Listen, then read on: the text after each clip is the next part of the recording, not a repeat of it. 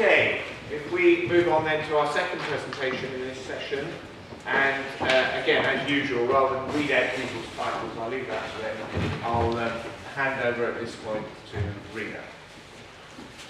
Hi everyone, I'm Rena Garland. I work for Health Education at East Midlands, which is an NHS organisation, and today we'll be talking about our night shift project, which was a task simulation to improve on-call prioritisation, self-management, communication and route planning skills.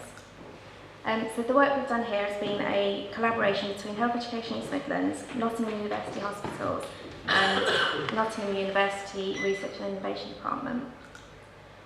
Just in terms of a background for the project, I'll just show you a quick video.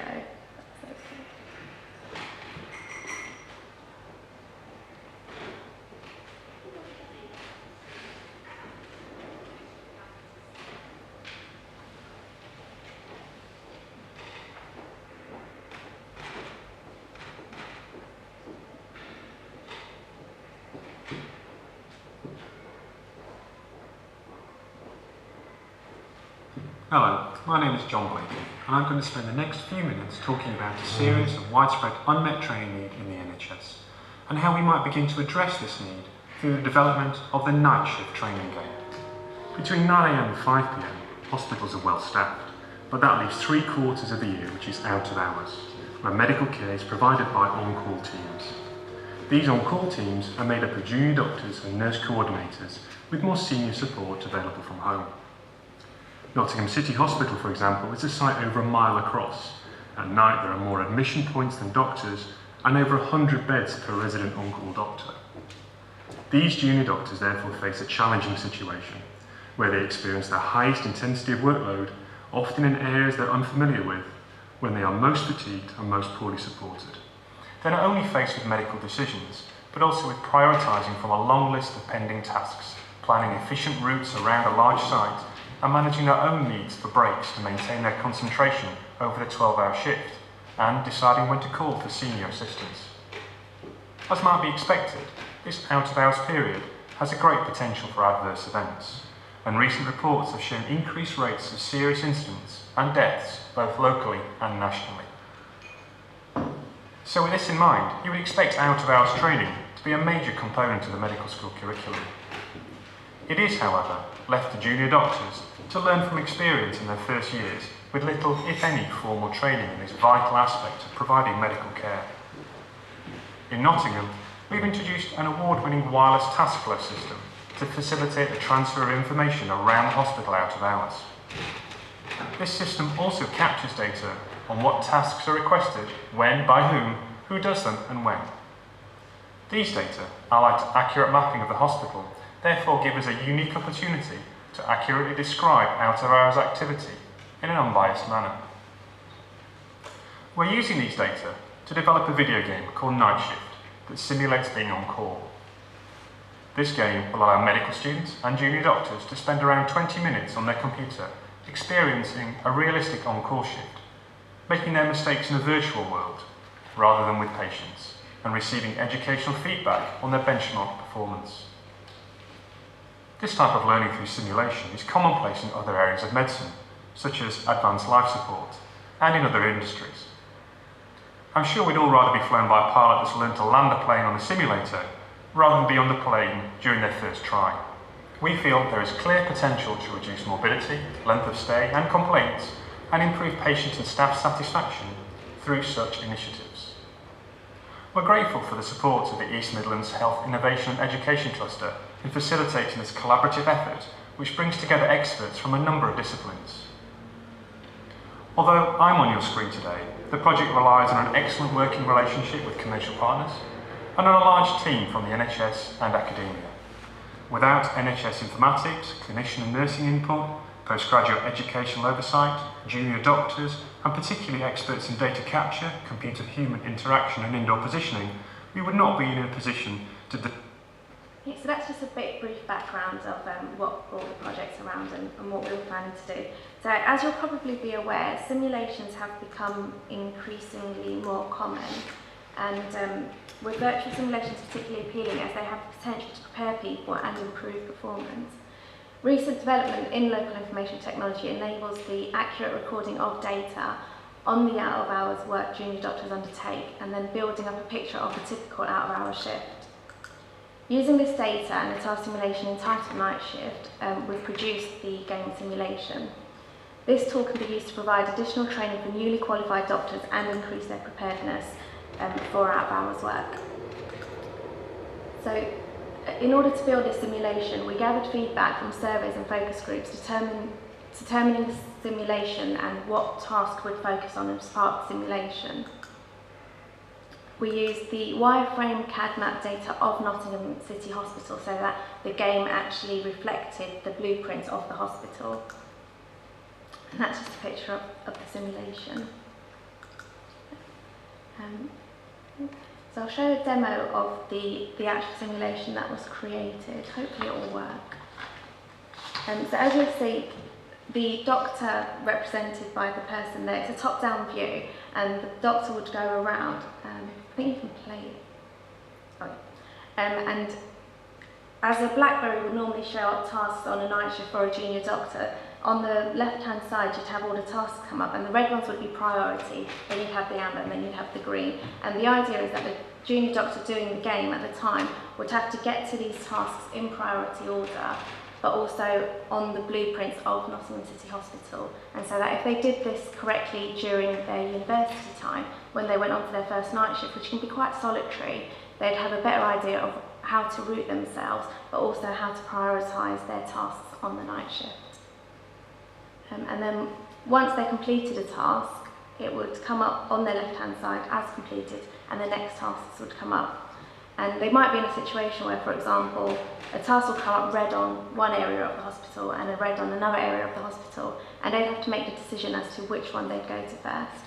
And as soon as they come to the area where the task is happening, as you can see there, it will tell them exactly what they're doing. So they're reading the notes at this point, and they're reviewing the patient, and so it will tell them exactly what they're doing with the patient at that point. And what was also included, we had pictures of the hospital, so that when they were going into particular wards, it showed them exactly what ward they were going on to as well.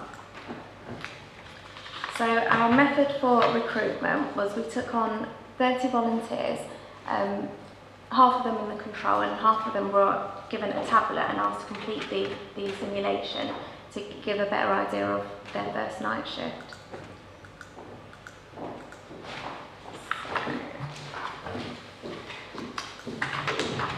Our results show that participants in the intervention group completed their non-urgent tasks more rapidly than the control group, though there was a broad range of completion times. And it also showed that there was no difference in the time to complete urgent tasks.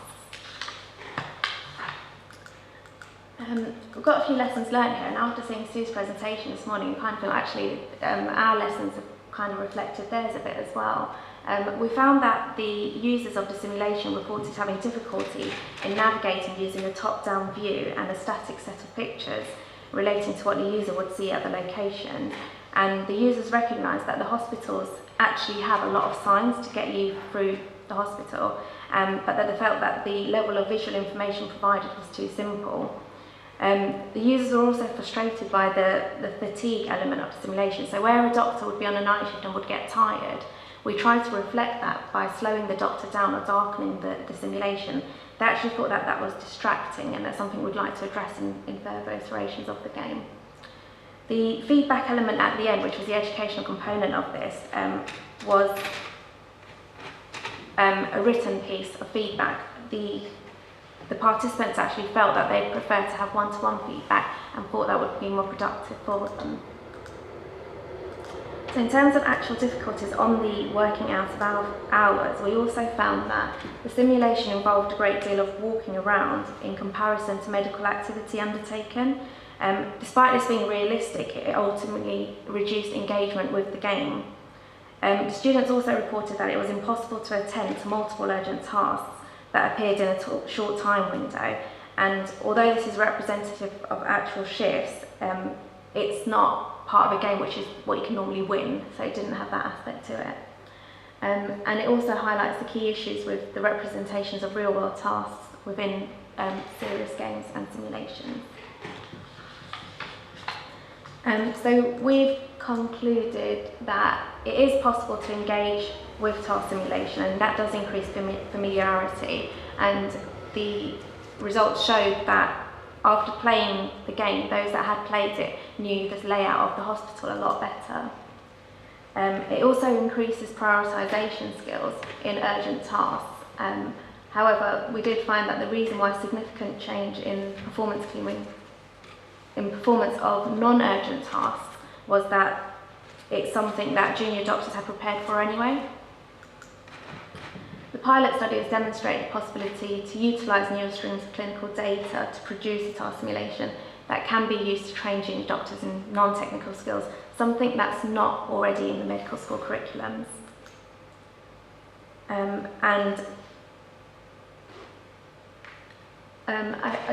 Similar again to something that Sue was saying this morning, I think a lot of the success of this current project has been due to the collaboration and the various stakeholders that have come together. But we also realise this is a pilot, and we'd still like to do future iterations and hopefully get some more outcomes from that. And that's it.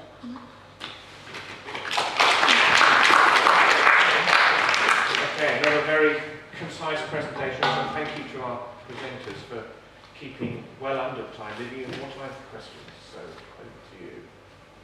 Yes, Claire. You said the environment was generated from CAD drawings. Could you put any CAD drawings in and it will develop that automatically, or was that a manual process? That was done by our software developer, but you can use it for any process, because what we said initially is, yes, this is going to be based on Nottingham University hospitals, but as a regional organisation, we'd want it so that we could put any hospital into it. So it can be used for any hospital setting. You mentioned indoor location. What application did that have in the game itself? If there didn't seem to be any actual real-world location data used, so you use some complete simulation. So do you mean like actual live images from? No, you mentioned about using indoor navigation. Indoor location tools, Yeah. but that didn't seem to be a thing. It might. Yeah, it might not have been in the demo, but what we actually had is we took pictures of the hospital. So when you were walking through a certain ward, that picture came up on the left-hand side to say this is the exact ward you're going through. Is that what you mean? Oh, right. So you used it in generation of content rather than gameplay. Yes. Yes, that's right. Yeah. The game was only ever a top-down, which is something that we learned actually probably wouldn't be in our next iteration. We probably want a forward-facing game next time around. Did the players of the game have any experience of the actual site before playing simulation? No. So they're only learning the ability to learn the particular routes was through using the simulation first. Yes, and what we try to do is have in the bottom right-hand corner that they could click on a map, because essentially when you first go onto somewhere new, you take a map with you. So when they were playing the games, when they came to the interventions, we had a map printed for them, and so that helped them guide around the hospital as well. Yes. I had a suggestion for the extra scenery. If you wanted to have like a ward, science wards when you walk through, and have like an RTS sort of vision where the characters could be 2D, but the world could be slightly 3D, so you can go down more. So you can save a little bit of time. Okay, thank you. Andrea. I was just wondering why you decided to go with a virtual environment when you could have played this game in the real setting. That's a good point, actually, taking junior doctors around. It's something that's not part of medical school training, and we wanted something that we could embed for all medical school students, and we thought the best way of doing that is giving them something that they could all use. Even if it's not part of their medical school training, they could do it at home. And what they have allocated learning times on their first rotations as well, and we thought that they could do that as part of it. So we also provided them all with a tablet so that they had the chance to do this before their first match. But I do get what you mean. It would be nice if we could just do this for them on the day when they first start. I thought it was quite funny and maybe a little bit sad that in the game you said that they found it impossible to meet the kind of demands on them and the kind of conflicting priorities.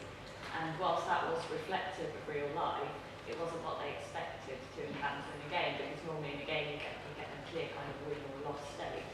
Yeah. What are you going to do about that in the future? We'll try and change the hospitals as well, but failing that, I'm not too sure, to be honest. Because it is true, because at the end of a game you want to win something, you want to know that you completed it. But actually what was happening is that they were never going to get to do both tasks because of the way it's designed. So that's something we're looking into. We'll probably need to do some research before we get to that. But yeah, definitely. It is a shame that it was like that. I was interested in the fact that people weren't happy that fatigue was shown by slowing down the speed of the avatar and fading the screen. And I know that you're going to look at that. Do you have any ideas of how you might represent that in the future? Well, we're thinking more to put actual breaks into the game, and so it will be, this is your break time now, and so you'd stop for, let's say, 5 seconds, but it's demonstrated by that break that we put in. Any more questions? Well, you've all done very well, because we are absolutely back on time, so you get the full length of the coffee break. And can we just thank Rena once more?